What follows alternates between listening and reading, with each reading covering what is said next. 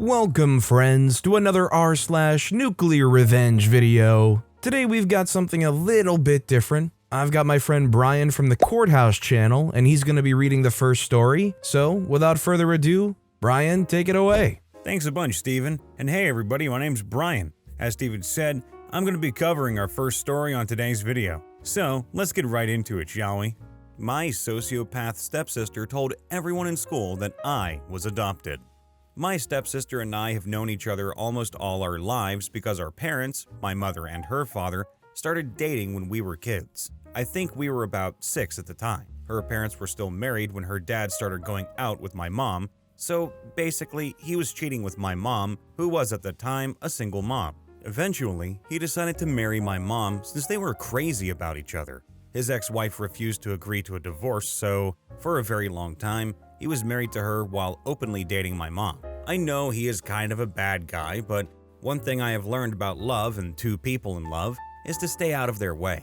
People in love will do anything to be together, even if it means hurting those who love and care about them. My stepsister's mom finally consented to a divorce, and she was settled by my stepdad.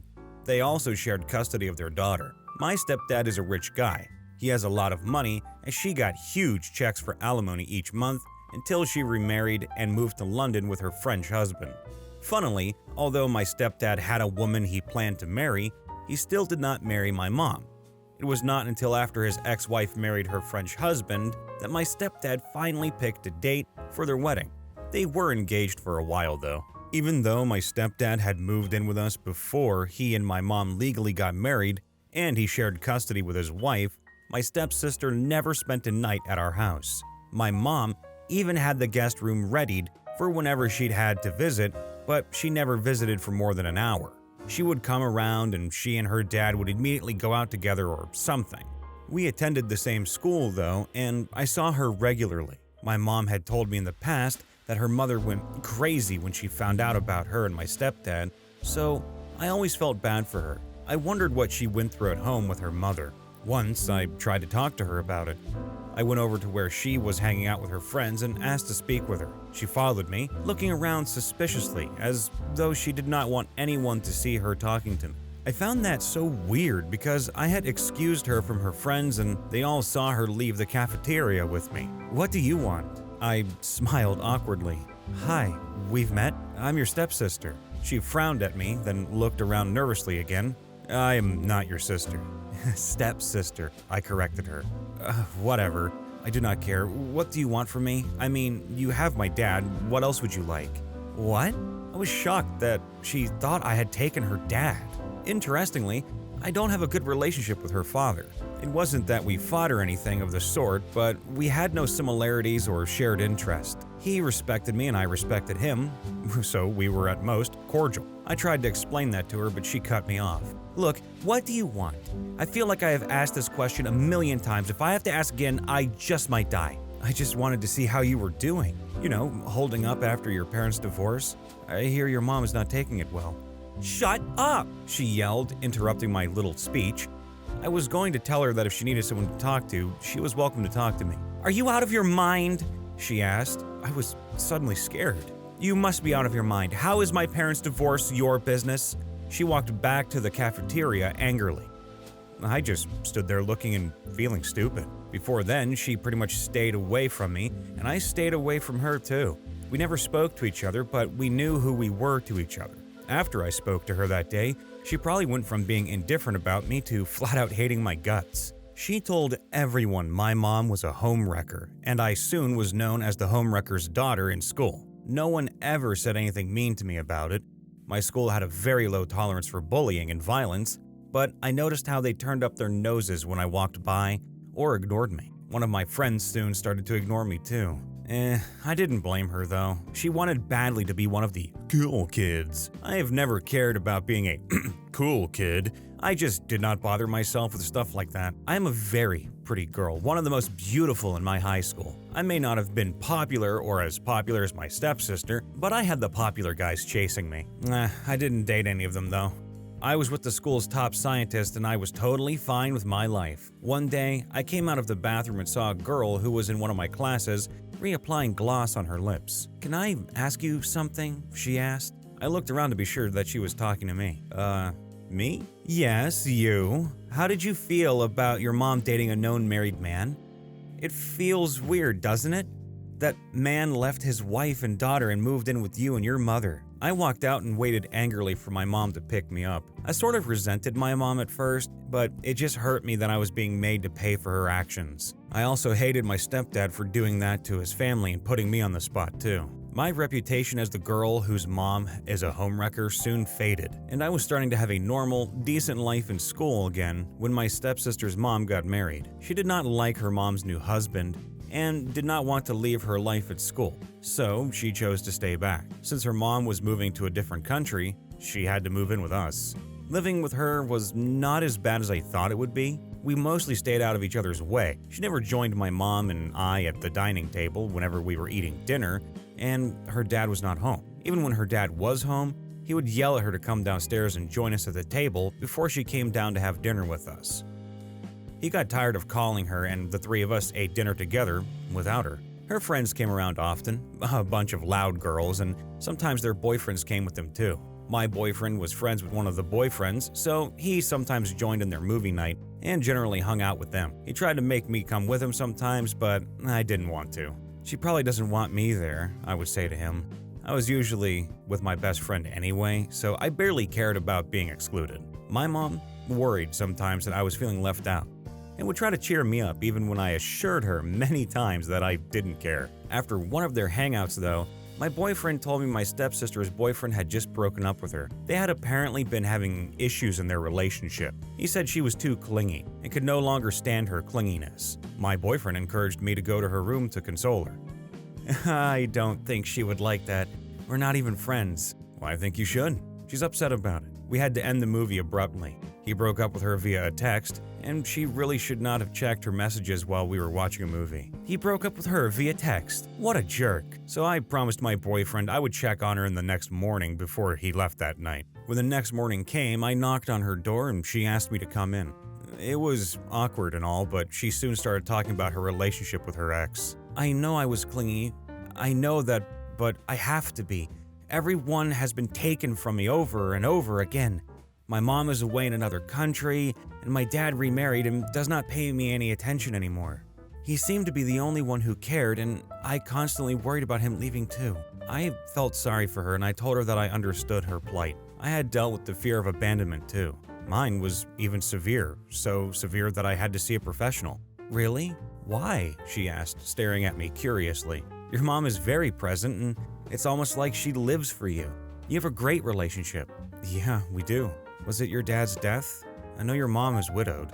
I was reluctant to trust her with my secret, but I badly wanted us to connect. I had always wished I had a sister, and it looked like my only chance to get one. No, it was not my dad. It wasn't him. Well, what happened then? I know the fear comes up after one has lost a parent of sorts when they were young. My mother left, I replied. Your mother? I don't understand, but she is here now. I'm talking about my birth mom, I told her. I regretted it when I said it, but sadly words can't be taken back. I knew my mom would be mad if she found out I trusted someone else with our secret. I'm not sure why my mom didn't like people knowing I was adopted, but she didn't like it. She told me many times to tell only the people that I trusted. You're adopted. My stepsister was shocked. I nodded and quickly added, don't tell anyone though, I don't like to tell people about it, and my mom doesn't like it either. She nodded and we talked more about her ex. Yeah, she was clingy, but the guy was also kind of mean and didn't really treat her well. Plus, he broke up with her over a text. That was pretty disrespectful. I left her room that morning feeling like I had connected with her. She even gave me a ride to school, and we were cool ever since, though she mostly still kept to herself. Now, I'm a swimmer in school, so my mom came to watch a swimming competition I was competing in some days after the conversation with my stepsister, and she also came with my stepdad.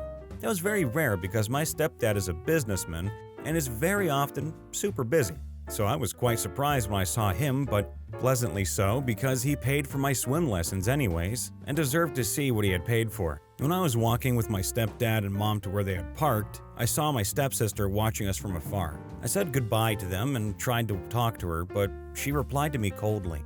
I figured it was because she saw her dad come to watch my competition. I had heard her complain to her dad that he couldn't come to see any of her plays in a long time, so I can understand why she was so upset. I expected that she would get over it in no time, but she did not. She stopped talking to me altogether. While I was hurt because I thought we were friends, I moved past it and we went back to not speaking. One day, I noticed that my boyfriend was not responding to my text, and my best friend was not talking to me either. I didn't know what was wrong, but it was a weekend, so I looked forward to finding out why they were acting snobbish the next Monday. Well, it had turned out that my stepsister told everyone that I was adopted, and everyone had told everyone, so my best friend and boyfriend were mad at me because I did not tell them. After days of sending them messages apologizing and trying to get them to talk to me, my boyfriend finally forgave me. But my best friend was mad at me for a long time. She had trusted me so much, and I didn't tell her something that important. While I was struggling to get back in the good books of my boyfriend and best friend, my stepsister was preparing for a big play in school. She was one of the lead characters and would remind her dad every day about it. She even invited my mom too, and she hardly spoke to my mom, so that meant it was important to her. I knew the best way to get back at her was to get in the way of her being present at the play. I never confronted her after what happened, but she was never sorry. She never apologized, and I'm certain she knew my boyfriend was mad at me. As the date for the play grew closer and closer, I saw her in the hallway. She was just leaving her locker, and a thought came to my mind. I immediately accosted her and asked her why she told everyone I was adopted. She tried to avoid me and run away, but I followed and pulled her back. "Leave me alone," she yelled. I ignored her and kept calling her names to provoke her. In annoyance, she pushed me away. I'm quite small and she's taller and bigger, so I fell and hit my elbow on the floor. I stood almost immediately and pulled her hair. Everyone soon gathered to watch, and a teacher came in and took us both to the principal's office. Our parents were invited the next day, and we were immediately suspended for a full week. My school had a very low tolerance for violence. They make that very clear all the time. So the play was scheduled for 3 days after that day, so that meant that my stepsister could not be in the play. She immediately burst out crying, telling our parents and the school principal that I started it. "Well, she told everyone I was adopted. I trusted you," I yelled back at her. Her dad asked the principal if he could at least let her take part in the play, but he refused. "Even if you had been attacked first, you ought to have reported her immediately. You know the rules." I may have been suspended too, but I didn't care. She did not get to be in that play, and that was all that mattered to me. You know, it pains me to see siblings turn into bitter rivals because of circumstances that are far out of their own control. Parents should always pay close attention to their kids to ensure that whatever the outcome of their decisions may be, it does not negatively affect those of their children's. The age-old expression, "shit happens" is real, but communication is always going to be key. Thank you, and back to you, Steven. Thanks, Brian. And guys, if you want to see more videos from Brian and you're also interested in crime videos, check out his channel. The link will be at the top of the description. That said, our final story of the day is I got my coworker fired from work. On a fine Saturday morning, I found out that my coworker was stealing from the company. Well, maybe he wasn't stealing, at least not technically, but he was misappropriating company funds. We both worked in the finance department of our company and have worked together in finance for 4 years since the company was created. I oversaw how money came in and went out of the company and balanced our books, but he was fully in charge of the company's bank accounts. He made the deposits and withdrawals and only reported the figures to me. So while he had direct access to the funds, I didn't. I was aware of how the company's money was spent, but I didn't have direct access to the company's bank account and the funds. I'd noticed for a while how people randomly stopped by to see him. They would go into his office and speak in hushed tones, and then he would see them out. We had to share an office, but after we had our fight at work, HR saw to it that the office had a thin wall demarcation to prevent further troubles. I grew very suspicious when one day I saw someone go into his office and an hour later, he came out holding a check carrying the company's logo. My company's logo was bright green, so it was obvious that he had written a check in the company's checkbook. I didn't get any report of that person having to retrieve money. Things like that came directly to my desk before even getting to him. He was in charge of the money and I was in charge of authorization. Money never went out without my permission.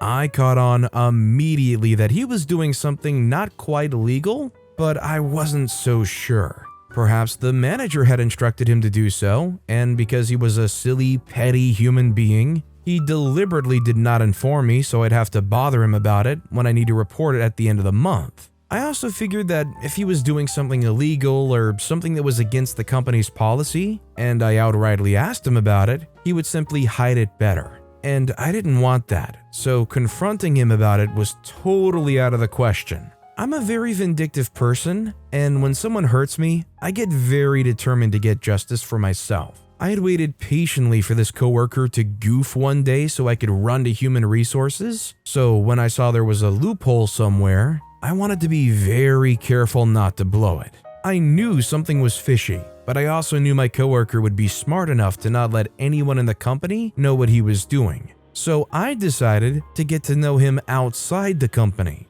One Monday, our manager came into the office to say hello. He asked how my daughter was doing, and I responded that she was okay. I wanted to know what my coworker's interests were, so I moved close to the wall demarcating our offices to hear what our manager would ask him. "How was basketball this weekend?" I heard my manager ask. I noted that my coworker played basketball, but where? We both had assistants who worked directly for us, but were paid by the company. Later that day, when I saw his assistant come in, I randomly asked him if he played basketball too.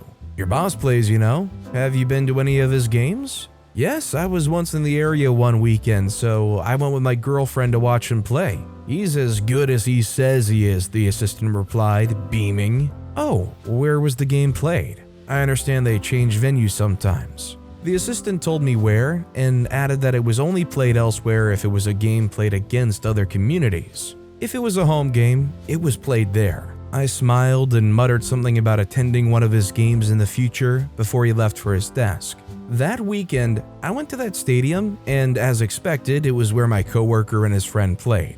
I didn't go close to the spectator seats to avoid being sorted by him. Instead, I parked my daughter's car that I came in to avoid my car being noticed by him by the entrance and got down to get drinks. I noticed a woman coming from the game area to get drinks too, and I smiled at her. "Good game, right?" I asked, trying to start a conversation. She smiled back, "Oh my god, yes, and finally the husbands are winning." I had no idea what she was talking about, so I just asked if she was there to watch her husband play.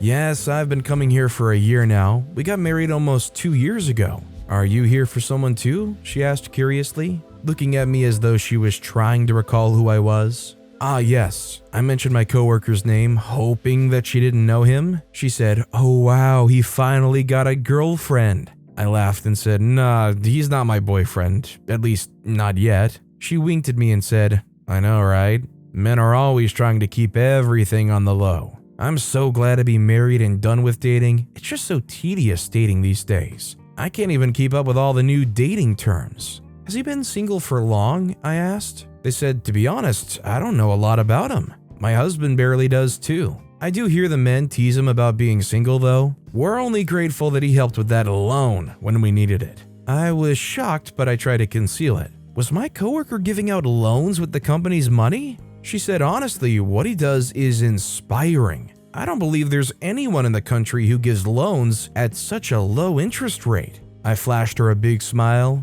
I guess private money lending can be one of the ways to affect people's lives positively. She nodded and said, "Speaking of affecting lives positively, I would like to invite you to my church. We have monthly meetings for women. It's always amazing. Actually, my husband pastors the church." I understood then why she was being extra chatty, but I couldn't complain. She had given me all the information I needed to know anyway. I said, "That's lovely. Is there a flyer or something?" "Yes," she looked happy to have piqued my interest. She reached into her purse and handed me a flyer with 3 beautiful women on it. "Invite your friends too," she said, and walked back into the arena. I didn't think much about the chatty pastor's wife. I only just wondered about the audacity of my coworker to start a private money lending business with company funds. That was crazy. I suspected that he gave out money, but I didn't expect that he made a full-blown business out of the money that belonged to the company. I knew it was suspicious that he still drove an old, crusty car when even his subordinates drove better cars.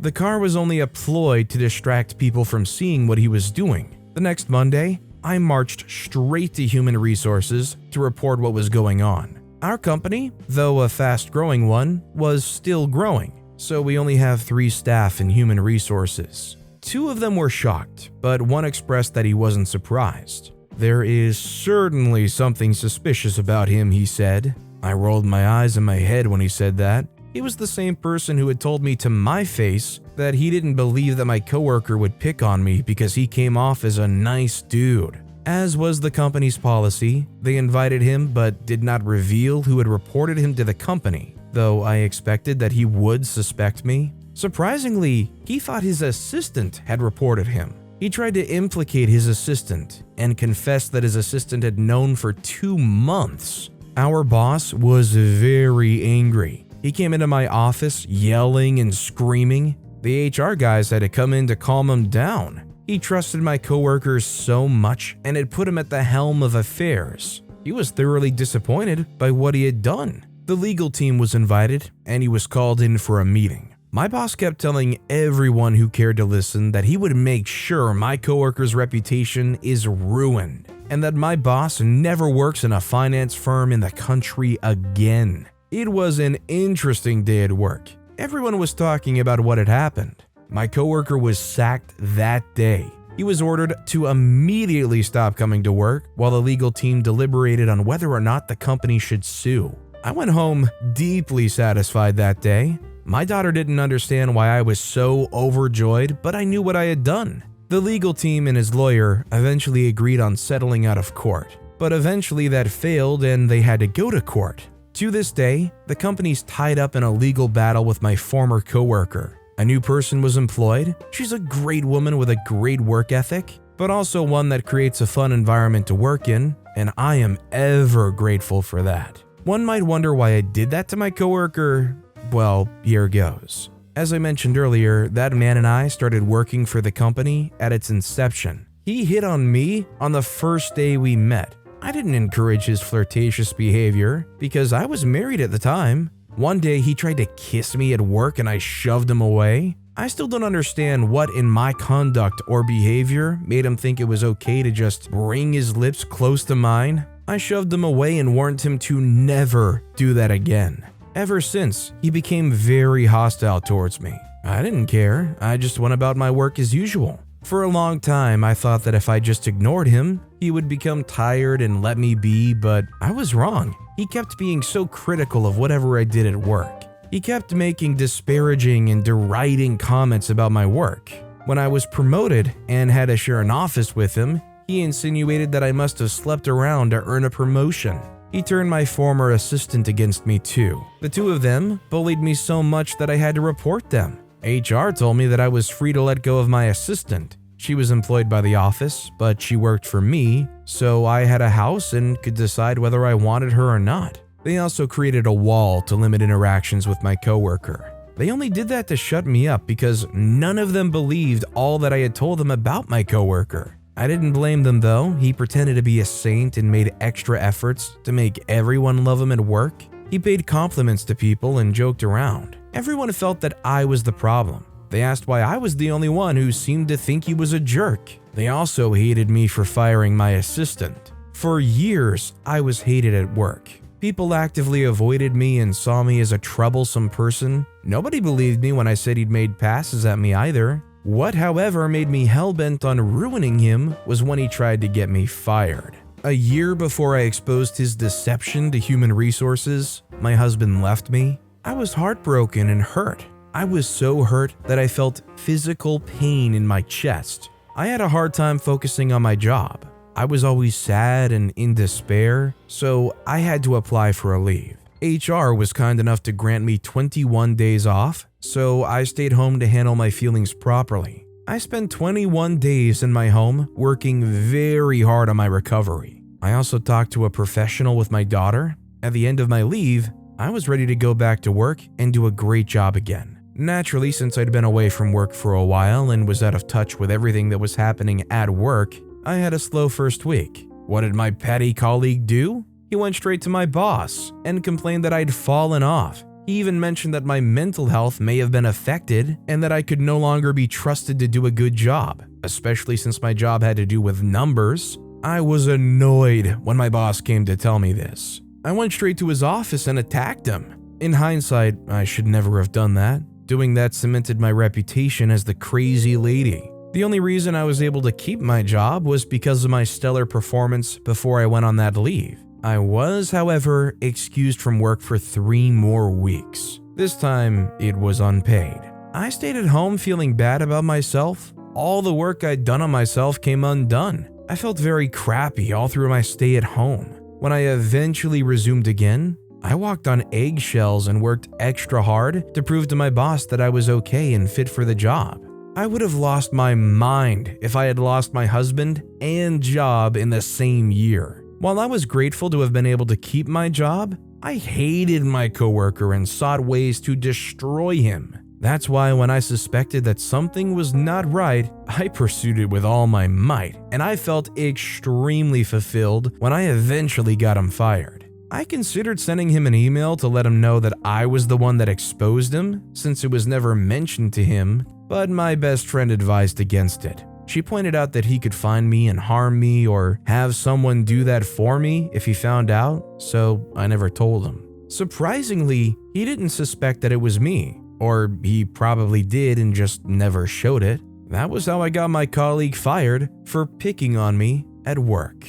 Although there's a crazy amount of backstory, and this guy deserved to get fired for a litany of things before OP ever truly got something undeniable to fire them over, regardless, what OP did here was the right thing. It's just sad that OP felt the need to become their own personal private investigator and look into the depths of everything because they wouldn't have took OP seriously otherwise. But with that being said, that's all the time we have for today. Now, if you want to hear some more crazy revenge stories, check out that video on the left. Or if you missed my latest video, check out the video on the right. That said, I'll see you all next time with some more stories.